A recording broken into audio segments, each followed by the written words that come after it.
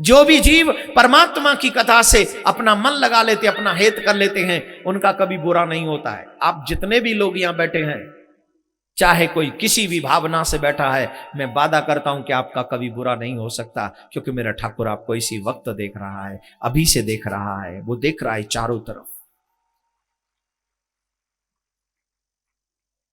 मेरे कृष्ण आपको देख रहे। 6.5 वर्ष के थे जब कृष्ण ने रास किया, और इसी रास में मदनो मनमथो मारो प्रद्युम्नो निकेतन कंदर्प दर्पको नंग काम पंचर स्मरा।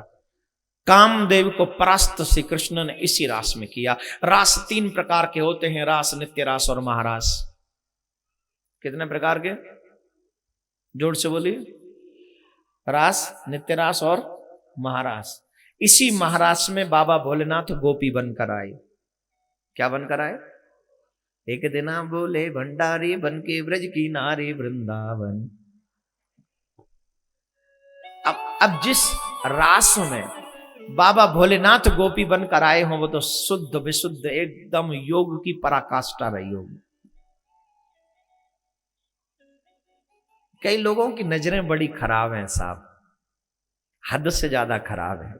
इतनी खराब हो गई हैं नजरें कि लोग भगवान के चरित्र पर भी संदेह करते हैं, बहुत संदेह करते हैं।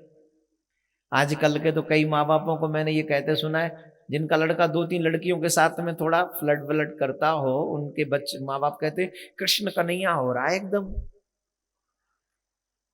एकदम कृष्ण का। अब आप हंस लो, ये हंसने वाली बात है?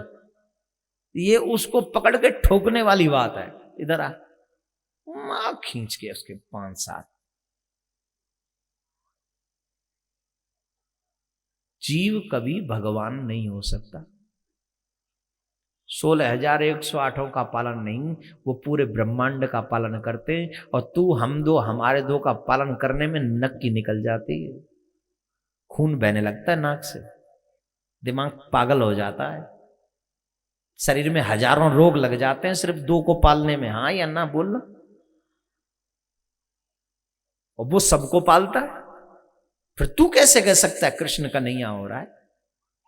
कृष्ण योगीश्वर है और तेरा बेटा भोगी है। तेरा बेटा जिनके साथ भी घूमता है, वो भोग के दृष्टिकोण से भोग दौड़ता है, जाता है, आता है। लेकिन हमारे कृष्ण जिसके साथ जाते हैं, कृष्ण जिनके साथ रहते हैं, वहां योग की दृष्टि से रहते हैं, सबका कल्याण करने की दृष्टि से रहते हैं, सबका बेड़ा पार करने की दृष्टि से रहते हैं। इंद्रियों को अपने कंट्रोल में कृष्ण रखते हैं, कोई और नहीं रख सकता, कोई नहीं। ये संसार वासना के वशीभूत है, काम के वशीभूत है। अरे साहब, जिनको चलचित्र देखकर वासना पैदा हो जाती हो, एक साड़ी के वस्त्र को देखकर, साड़ी लटक रही हो, उसे देखकर स्त्री की अनुभूति होने लग जाती हो, ये लोग क्या समझेंगे रास को?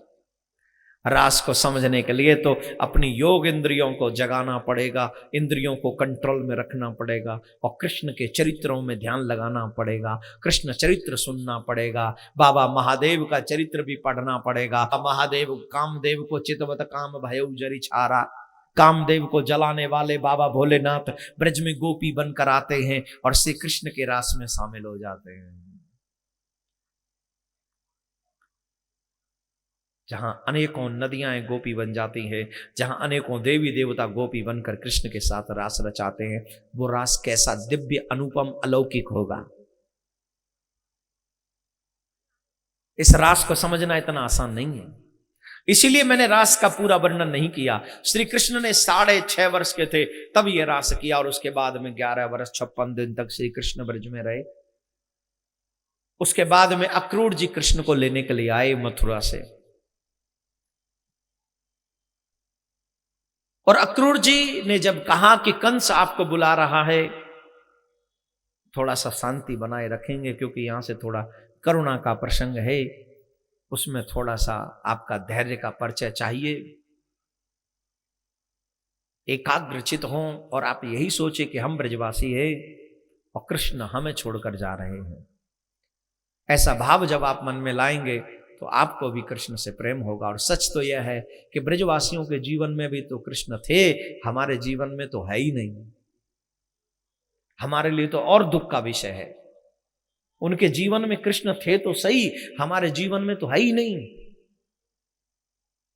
हमारे लिए दुख का विषय है कि हमारे जीवन में भागवत आती है, वो भी चंद समय के लिए, और हमें फिर छोड़ देती है, कथा हमारे श्रवणों से छूट जाती है।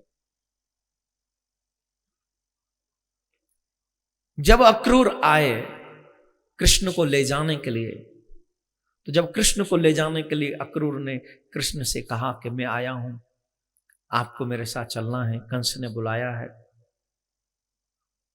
कृष्ण बोले मैं चलूंगा, जो देवताओं का कार्य करने के लिए मैं आया हूं, वो देवताओं का कार्य करने मुझे चलना है। और देवताओं का कार्य करने के लिए श्री कृष्ण तैयार हुए मथुरा जाने के लिए, मधुपुरी जाने के लिए। और जैसे ही सुना ब्रजवासियों ने कृष्ण छोड़कर जा रहे हैं, कृष्ण मथुरा जाएंगे, तो ब्रजवासी रोने लगे, तड़पने लगे, व्याकुल हो उठे, नहीं कृष्ण तुम्हें हम नहीं जाने देंगे। अरे लाला, तू हमें छोड़ के कैसे जा सके? तू जाना नहीं है कि तेरे बिना हम नहीं रह पाएंगे? तू ही तो है हमारे प्राणन को आधार, तू ही तो है मेरे जीवन को आधार, कैसे जावेगो तू? सब ब्रजवासी बोले, और तेरो तू झूठ बोले का? तेने कही कि ब्रजवासी वल्लभ सदा मेरे जीवन प्राण, इन्हीं न तनिक विसारे हो मोय नंद बाबा की आन। तेने तो सौगंध खाई कि मैं ब्रजवासी इनको कभी छोड़ के नहीं जाऊंगा। श्री कृष्ण बोले मैं जा कहां रहे हूं, आज जाऊंगा, परसों लौट आऊंगा। नहीं, हम तो को नहीं जान देंगे, हमें पता है कंस बड़ो आदत आई है, कंस बड़ो पापी है, हम तो कुछ जान ही नहीं देंगे। वही समय गैयान पैसों से कृष्ण मैया यशोदा के घर के लिए आए। और जब मैया यशोदा के घर के लिए आए तो मैया ने देखी अक्रूर आयो है, बड़े दिनान में आयो है। सब ब्रजवासी ने बड़ा स्वागत कियो, लेकिन जैसे ही पता चली कि कृष्ण और बलराम को लेवे के लिए आयो है, अक्रूर को क्रूर कहने लगे। अरे अक्रूर, जैसे तेरो नाम है वैसे ही तू क्रूर है, तू कृष्ण बलराम को नहीं, तू हमारे प्राणन को लेवे के लिए आयो है। लेकिन एक बात याद रख, हम अपने प्राण दे देंगे पर कृष्ण बलराम तो को नहीं देंगे, बिल्कुल भी नहीं देंगे। मैया यशोदा श्री कृष्ण को पुकार रही है। कृष्ण जाकर बैठ गए आज छिप कर, जैसे हर दिन आकर कृष्ण मैया की गोद में बैठ जाते थे, कहते थे मैया बड़ी जोर से भूख लग रही है, तेरे हाथन को माखन खानो है, मैया बहुत है गयो, अब कृपा करके अपने हाथन ते माखन खवा दे। हमेशा चंचल रहते थे, हमेशा। मैं एक बार निवेदन करूं, अगर आप आनंद लेना चाहते हैं तो बंद कर दीजिए आपका आना जाना।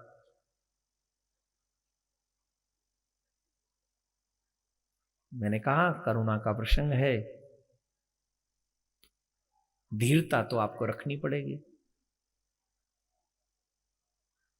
बैठ जाएं आप जहां भी जगह है।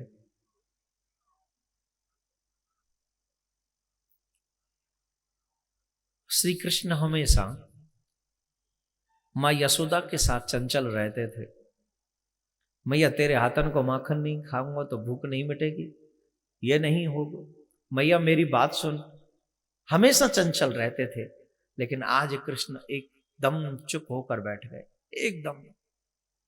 न माँ से माँ कहा, न बाबा से बाबा कहा। और ये भाव देखने के बाद, ये दशा कृष्ण की देखकर मां बिलख उठी, आज मेरे लाला को क्या हो गया? आज मेरो लाला पहले जैसो बिहेवियर क्यों नहीं कर रहे हो? जैसो हर रोज लाला मेरे जोरे दौड़ के आवे हो, आज क्यों नहीं आयो? आज मोते माखन क्यों नहीं मांगे हो? मैया बिलख उठी।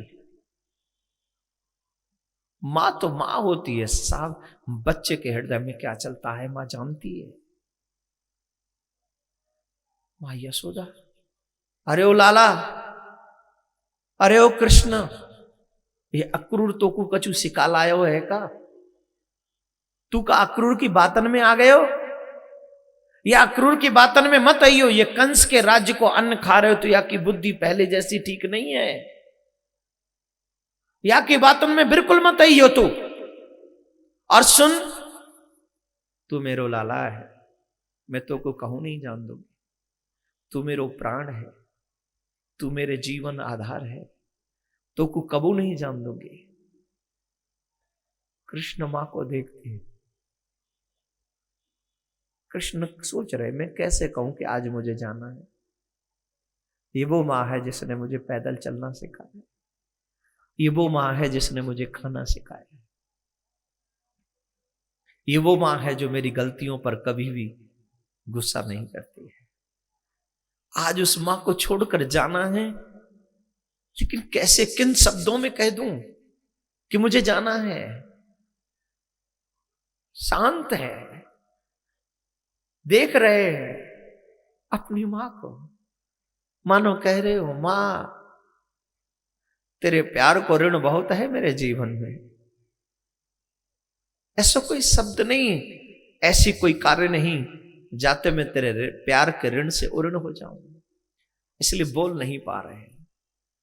वो मां दौड़ के गई, अपने पुत्र को कृष्ण को गले लगा लिया। अरे ओ लाला, मैंने आज तक तेरो ये रूप नहीं देखे, तू ऐसा कह के अपनी मां से बोले ना, क्यों ऐसो मैंने कहा कर दियो। एक गलती मोते भई है जो मैंने तो को उखल सो बांध दियो। लाला मैं आज वचन दे रहे हूं, आज के बाद तो ते कछु नहीं कहूंगी। कब तू कछु करियो, जो तेरो मन करे सो करियो, आज के बाद मैं तो ते कोई शिकायत नहीं करूंगी, पर तू मोको छोड़ के नहीं जा सके, जान नहीं दूंगी चाहे कछु है जाए। मां के गले लग गई कृष्ण। मां से कहते हैं मां मुझे जाना होगा। मामा ने बुलाया है, मुझे जाना पड़ेगा, लेकिन एक बात याद रखना, मैं तुम्हारे प्रेम से कभी उऋण नहीं होगा। तुम्हारा बहुत ऋण है,